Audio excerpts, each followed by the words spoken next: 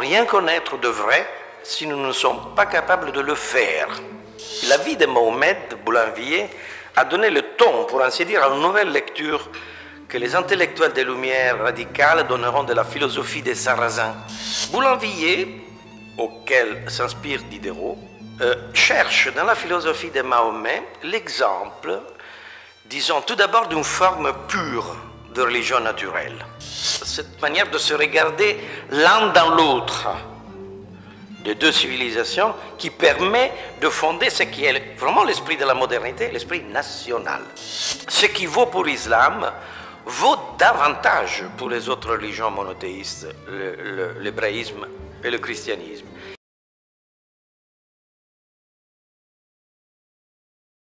Merci, professeur Hafez Bouguia. Si j'ai compris, c'est que Monsieur Hafez Bouguia il a procédé à une mise en situation, le contexte géopolitique, c'est-à-dire la pensée actuellement. Pourquoi on va parler de lumière? Il a invoqué l'intérêt actuel pour la pensée islamique, la pensée arabe et ainsi de suite.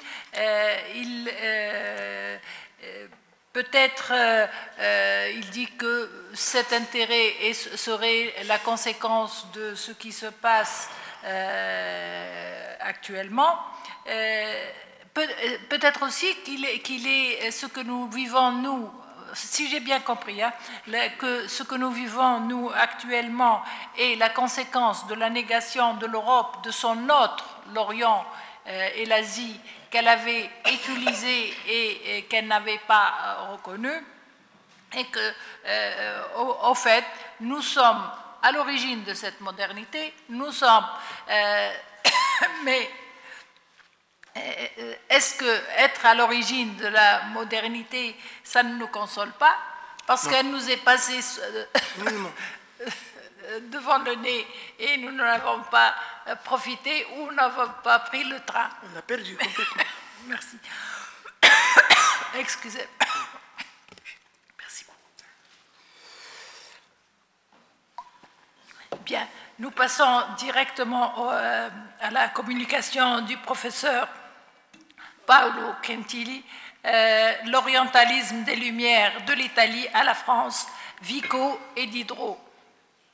Je comprendrai mieux. Merci.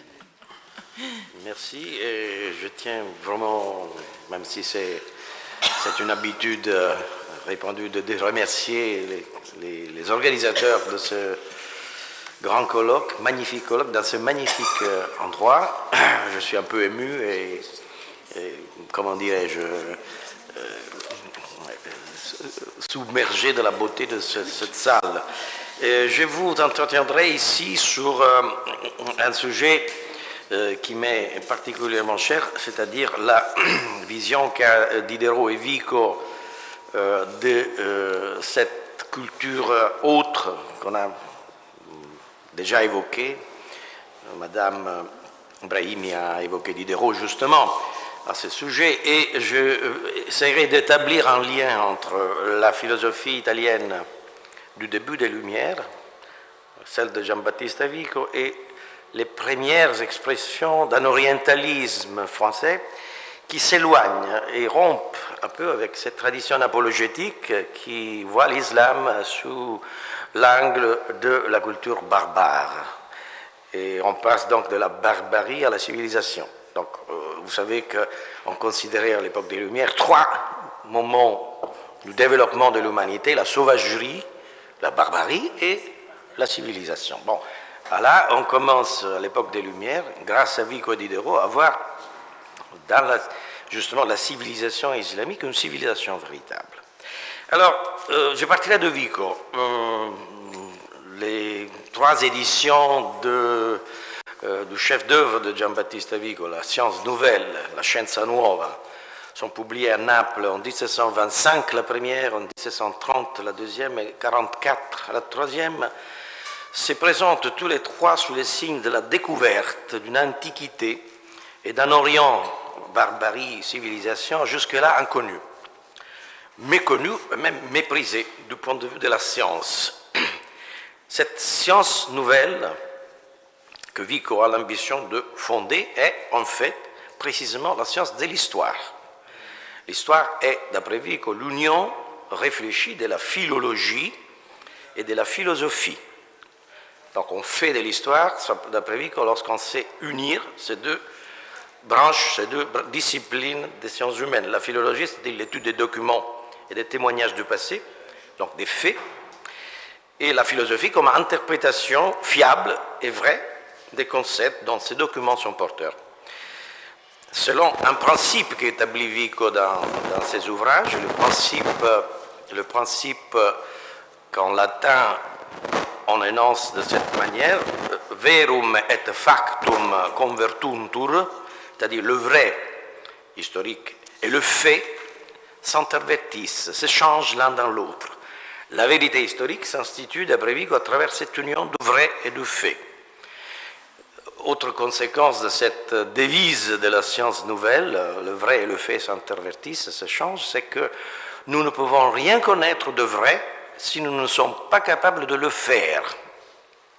Le vrai a à faire avec le faire.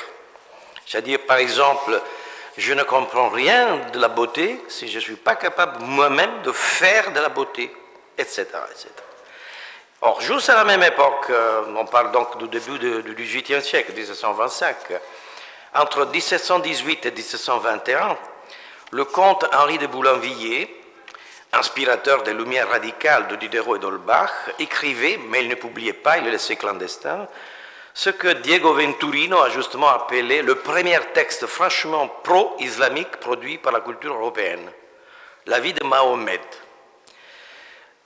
La culture islamique avait été exposée dès le haut Moyen-Âge à ce que Diego Venturino appelait un lynchage culturel. La vie de Mahomet donc n'a pas été publiée de vivant Boulainvilliers, a été publiée posthume et anonyme à Londres en 1730. Alors cet ouvrage se présente comme un véritable programme de recherche pour les Lumières radicales. Énoncé en ces termes, je cite Boulainvilliers, on pourrait augmenter nos connaissances et donner aiguillon à la paresse de nos sentiments par la traduction fidèle de tant de monuments qui nous restent de la vertu des Arabes, de ces Arabes que l'éloignement et la différence de religion nous font regarder comme des barbares. Fin de citation. Or, là, je ne peux pas m'arrêter en 20 minutes sur la question, sur la vieille mais importante question de l'image de l'islam et des lieux communs qui concernent l'Occident, l'islam prémoderne, depuis le haut Moyen-Âge jusqu'à Vico et Boulainvilliers. C'est une question qui peut être bien résumée dans l'efficace formule de Venturino, c'est le lynchage culturel. Mais j'ajouterai aussi philosophique. Et bien plus que les lettres persanes, à mon avis, de Montesquieu, qu'on a évoqué tout à l'heure, dont je ne parlerai pas ici, la vie de Mahomet, de Boulainvilliers, a donné le ton, pour ainsi dire, à une nouvelle lecture que les intellectuels des Lumières radicales donneront de la philosophie des Sarrasins, selon le titre de l'article de Diderot paru dans l'encyclopédie. Diderot écrit un long, très long article de 48 pages in folio, inspiré de Brücker, mais avec beaucoup d'adjonctions originelles, intitulé Sarrazin, philosophie des. Boulainvilliers, auquel s'inspire Diderot, cherche dans la philosophie de Mahomet l'exemple, disons tout d'abord, d'une forme pure de religion naturelle. Il y a une cible, les religions révélées. Et paradoxalement, Boulainvilliers voit dans l'islam et dans le Dieu de Mahomet une image, une forme pure de religion naturelle. Pourquoi? Parce qu'il n'y a qu'un Dieu qui n'est pas engendré et n'engendre pas, je cite, et les hommes doivent le reconnaître. Point. Il n'y a pas d'autre. Qui était donc cette vision, cette image, disons, construite par Boulainvilliers à partir d'une lecture des textes, des sources de la philosophie islamiste, qui était sa vision philosophique spinoziste et antichrétienne. Donc il y a une stratégie spinoziste et antichrétienne qui fait que Mahomet et l'islam sont pris en compte positivement comme un repoussoir, comme un contre-modèle auquel s'inspirer. En vision spinoziste du monde qui véhiculait déjà ces œuvres hétérodoxes qui circulaient en clandestinité. Alors, pour revenir à Vico, tout d'abord, il faut dire que Jean-Baptiste Vico n'avait pas la même idée de Mahomet et de sa philosophie qu'avait Boulainvilliers. Vico était plus proche de Rome, fidèle, croyant et de l'Église catholique, même d'une position progressiste, dirions-nous. La vision qu'offre Vico de l'islam et de Mahomet, en particulier, et de la culture islamique, est plus traditionnelle et ressent beaucoup de l'apologétique, surtout jésuite.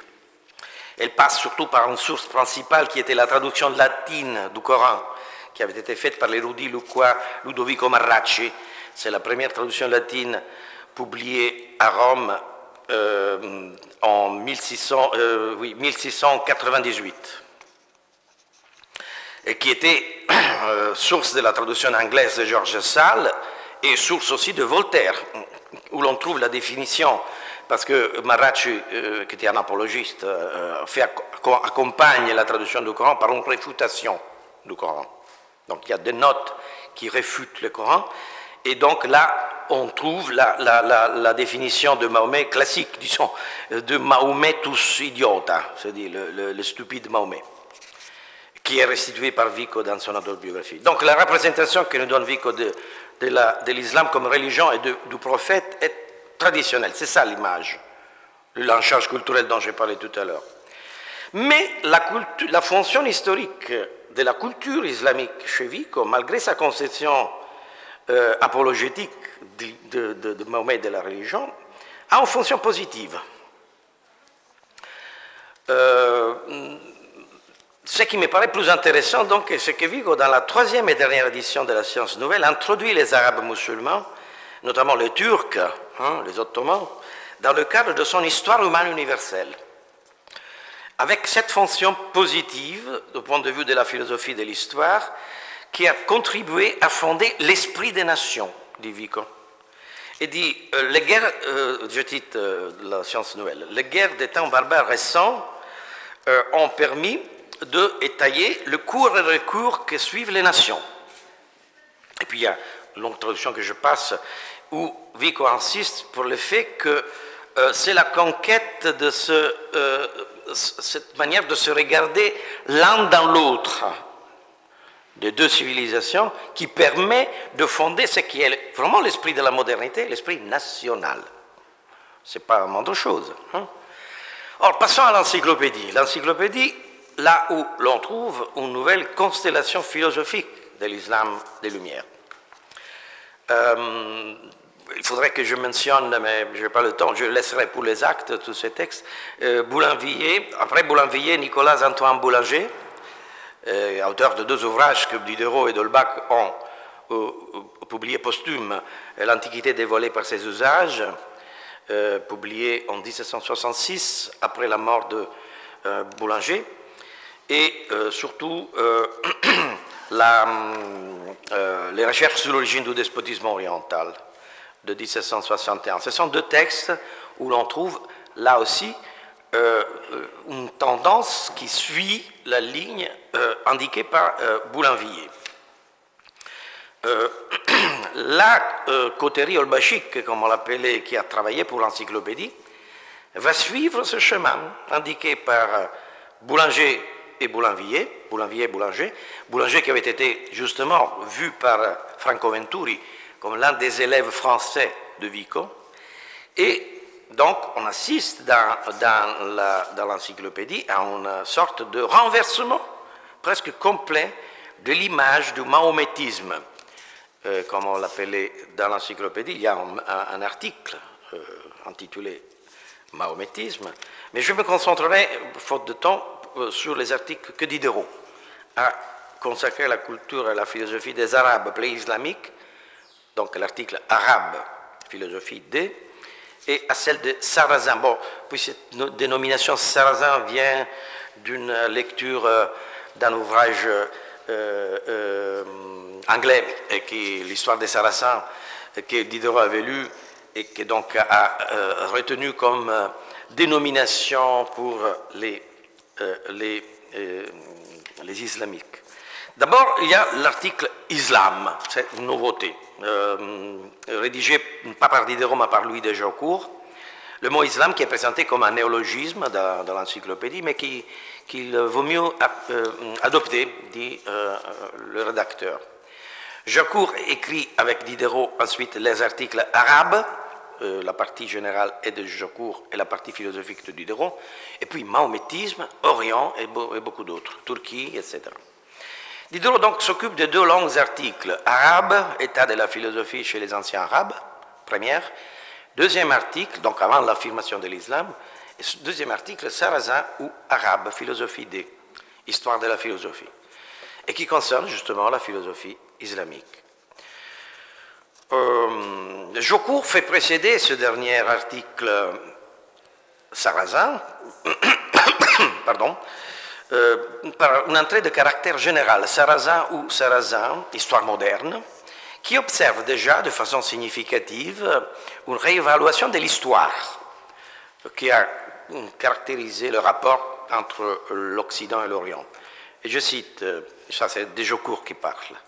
Ce que je ne puis m'empêcher de remarquer, c'est que cette nation, la nation arabe, ne songea pas plutôt à devenir la maîtresse du monde qu'à l'exemple des autres, qui, avant elle, en avaient fait la conquête. Elle se déclara d'une manière particulière en faveur des sciences, elle donna retraite aux lettres chaussées de Rome et d'Athènes, on cultiva la philosophie dans les académies du Caire, de Constantine, de Sigismèse, de Bassora, d'Ubed, de Fès, de Maroc, de Tunis, de Tripoli, d'Alexandrie et de Koufa. Fin des citations. Donc, vous voyez que déjà comme introduction, Jaucourt ouvre une perspective positive. Diderot poursuit cette analyse dans ces lignes, en accord avec son collaborateur. Tout d'abord, en soulignant la fonction, comme véhicule, la fonction historique de la culture arabe pré-islamique, là. Et l'article arabe donc, nous dessine un tableau très complexe de la prétendue philosophie. Diderot conteste qu'il y a une philosophie des anciens arabes qui ramène à la religion de la secte des Zabiens, une secte d'origine juive, et c'est des Zabéus, fils de Seth, troisième enfant d'Adam, toute une filiation mythologique, biblique, et revient donc au moment de l'affirmation de la philosophie arabe islamique. Et d'ailleurs, Diderot, il faut toujours rappeler qu'il se tient près de sa source. Il traduit du latin au français, pour la plupart, les articles de Brücke, Jacob Brücke, la Historia Critica Philosophica. Mais dans certains passages, il se détache de Brücke. Donc, disons qu'à l'idolâtrie et à la superstition des Zabiens, des anciens arabes, qui montrent néanmoins quelques traces, dit Diderot, de l'ancienne et commune religion des Orientaux.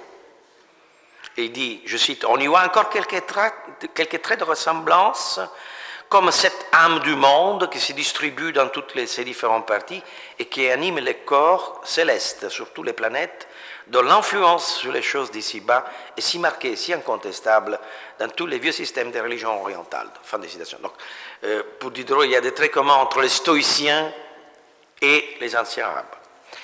Bon, disons que même avec ces traits succède à l'ancienne philosophie des Arabes pré-islamiques l'avènement d'une véritable religion plus philosophique, qui est celle justement des Sarrasins.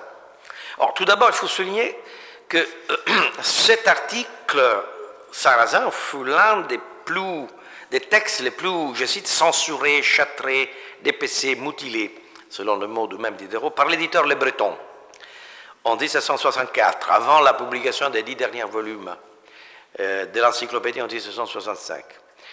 Et pourquoi? Parce que l'éditeur Le Breton avait peur que la publication de certains articles plus audacieux pouvait entamer encore une fois la destinée de cet ouvrage.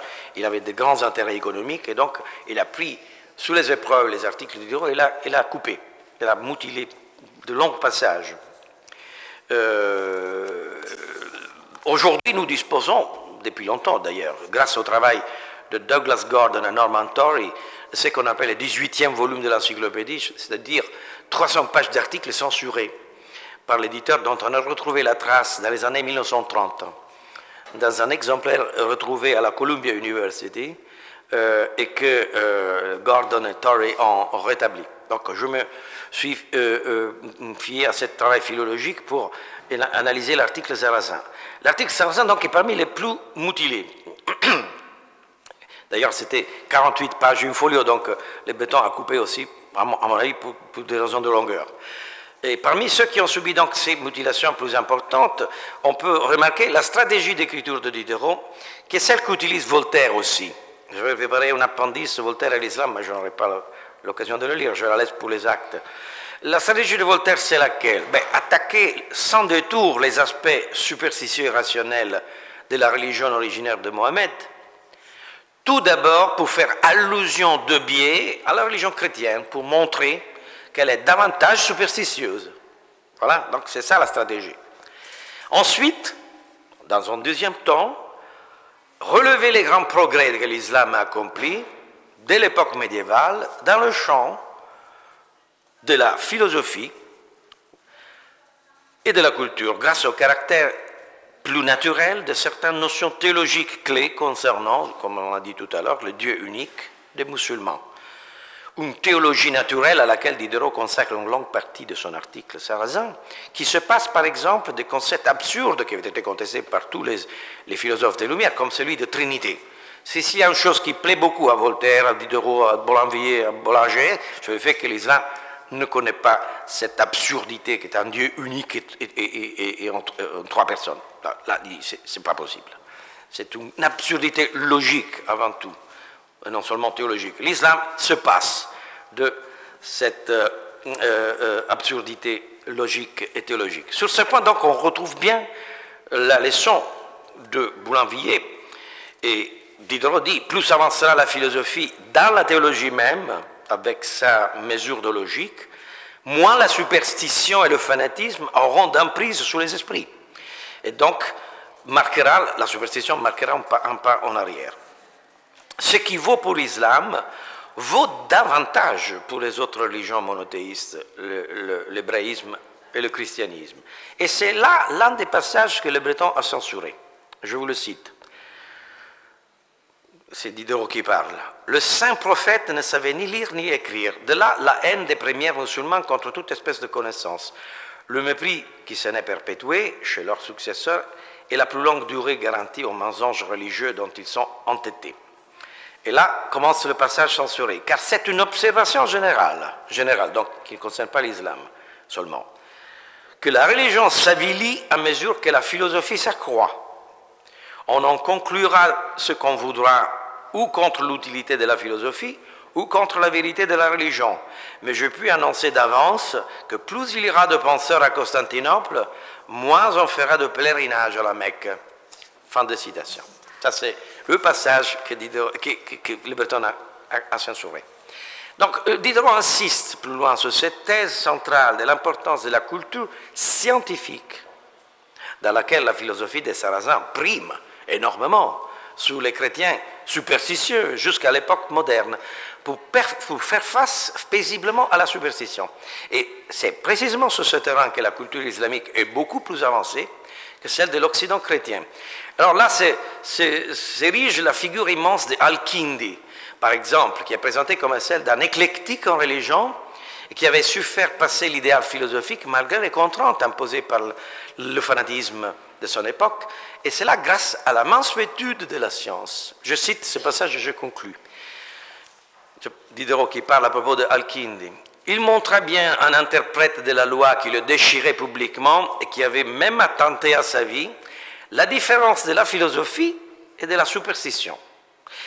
Il aurait pu le châtier ou employer la faveur dont il jouissait à la cour et le perdre. Il se contenta de le réprimander doucement et de lui dire à son détracteur fanatique, « Ta religion te commande de m'ôter la vie, la mienne de te rendre meilleur, si je puis. Viens que je t'instruise, et tu me tueras après, si tu veux. » Et c'est Diderot qui cite.